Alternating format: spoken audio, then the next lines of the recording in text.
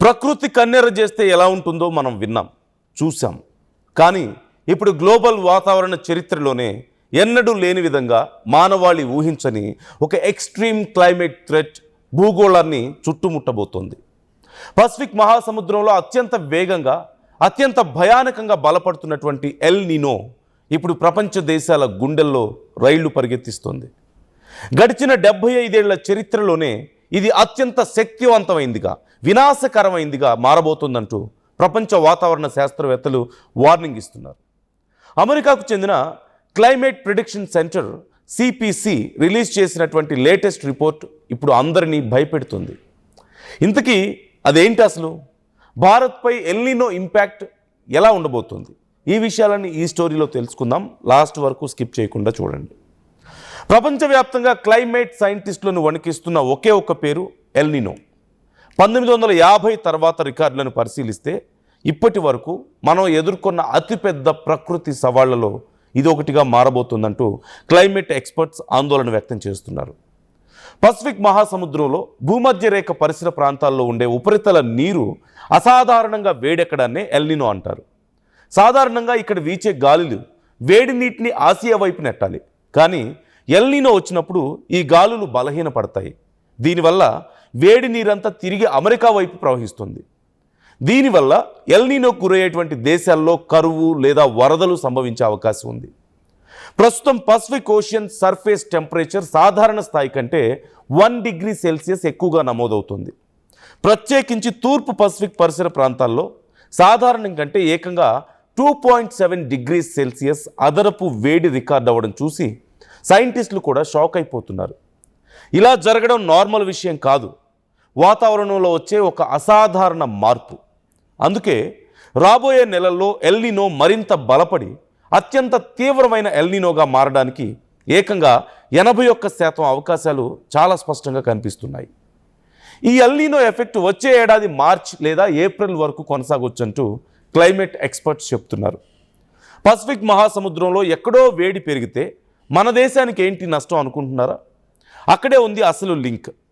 సముద్రంలో పెరిగిన ఈ వేడి వల్ల గ్లోబల్ విండ్ ప్యాటర్న్స్ పూర్తిగా మారిపోతాయి. మన దేశానికి వచ్చే నైరుతి ఋతుపవనాలు పూర్తిగా దెబ్బతింటాయి. ఈ ప్రభావం వల్ల ఇప్పటికే మన దేశంలో ఉష్ణోగ్రతలు విపరీతంగా పెరిగిపోయాయి. గ్రౌండ్ వాటర్ లెవెల్స్ పడిపోతున్నాయి. అంతేకాదు దీనివల్ల ఒక పెద్ద పవర్ క్రైసిస్ కూడా మొదలైంది. అది ఎలాగో ఇప్పుడు చూద్దాం. ఈ గ్లోబల్ క్లైమేట్ చేంజెస్ ప్రభావం ఇప్పటికే భారతదేశం మీద స్టార్ట్ అయ్యాయి అంటూ చెప్తున్నారు. దేశవ్యాప్తంగా ఎండల తీవ్రత పెరగడంతో వివిధ రాష్ట్రాల్లో భూగర్భ జలాలు, ప్రధాన జలాశయాల్లో నీటి నిల్వలు పడిపోతున్నాయి. ఈ వాటర్ క్రైసిస్ దేశంలోని విద్యుత్ రంగాన్ని చాలా తీవ్రమైన ఇబ్బందుల్లోకి నెట్టేస్తుంది. సాధారణంగా డ్యాముల్లో నీరుంటేనే హైడ్రో ఎలక్ట్రిసిటీ ప్రాజెక్టులు నడుస్తాయి. కానీ నీటి పరిమాణం తగ్గడం వల్ల జల విద్యుత్ కేంద్రాల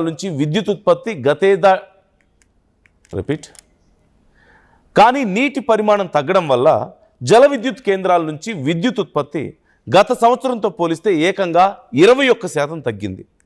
2024లో ఫిబ్రవరి తర్వాత మన దేశంలో జల విద్యుత్ రంగంలో చోటు చేసుకున్న అతిపెద్ద పతనం ఇదే. జూన్తో ఫస్ట్ క్వార్టర్లో ప్రధాన డ్యామ్ల ఆధారిత విద్యుత్ ఉత్పత్తి దాదాపుగా 7% తగ్గింది.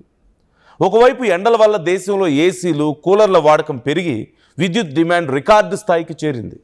మరోవైపు జల విద్యుత్ ఉత్పత్తి పడిపోయింది. ఈ గ్యాప్ను భర్తీ చేయడానికి దేశంలో పవర్ గ్రిడ్ కుప్పకూలకుండా చూసుకోవడానికి భారత్ ఇప్పుడు థర్మల్ పవర్, అణుశక్తి, అలాగే సోలార్, విండ్ వంటి రెన్యూబుల్ ఎనర్జీపై ఎక్కువగా ఆధారపడాల్సి వస్తుంది.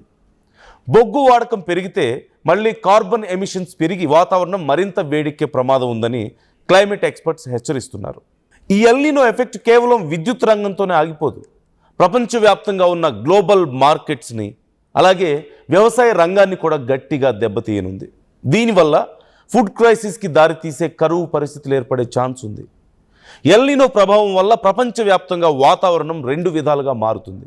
ఒకవైపేమో తీవ్రమైన కరువు వస్తే మరోవైపు ఊహించని వరదలు వస్తాయి. ఈసారి ఎల్ నినో ధాటికి ఆస్ట్రేలియా తీవ్రంగా నష్టపోయేలా కనిపిస్తోంది. ఆస్ట్రేలియా వ్యాప్తంగా వర్షపాతం పూర్తిగా క్షీణించి తీవ్రమైన కరువు పరిస్థితులు, అలాగే భారీ కార్చిచ్చులు సంభవించే ప్రమాదం పొంచి ఉందంటూ శాస్త్రవేత్తలు హెచ్చరిస్తున్నారు. దీనివల్ల అక్కడ గోధుమలు, పశుగ్రాసం ఉత్పత్తి తగ్గి గ్లోబల్ సప్లై చైన్ దెబ్బతింటుంది. ఇక మరోవైపు అమెరికా దక్షిణ ప్రాంతాల్లో సాధారణం కన్నా భిన్నంగా చల్లటి ఉష్ణోగ్రతలు, ఎక్కువ వర్షపాతం రికార్డు కావచ్చు. దీనివల్ల అక్కడి శీతాకాలం చాలా ఇబ్బందిగా మారబోతోంది. అయితే ఒక చిన్న రిలీఫ్ ఇచ్చే విషయం ఏంటి అంటే, కరేబియన్ దీవుల పరిసర ప్రాంతాల్లో గాలి తీవ్రత పెరగడం వల్ల అట్లాంటిక్ మహాసముద్రంలో బలపడేటువంటి తుఫాన్ల సంఖ్య తగ్గే అవకాశం కనిపిస్తోందని వెదర్ సంస్థలు అంచనా వేస్తున్నాయి. కానీ తుఫాన్లు తగ్గిన కరువు, విపరీత ఉష్ణోగ్రతల వల్ల జరిగేటువంటి నష్టం చాలా భారీగా ఉంటుందంటూ క్లైమేట్ ఎక్స్పర్ట్స్ వార్నింగ్ ఇస్తున్నారు. ఇక భారత్ విషయానికి వద్దాం. ఈసారి మనం కేవలం ఋతుపవనాలపైనే డిపెండ్ కాకుండా వాటర్ మేనేజ్మెంట్ సిస్టమ్స్ను మరింత పటిష్టం చేసుకోవాల్సిన అవసరం ఉంది.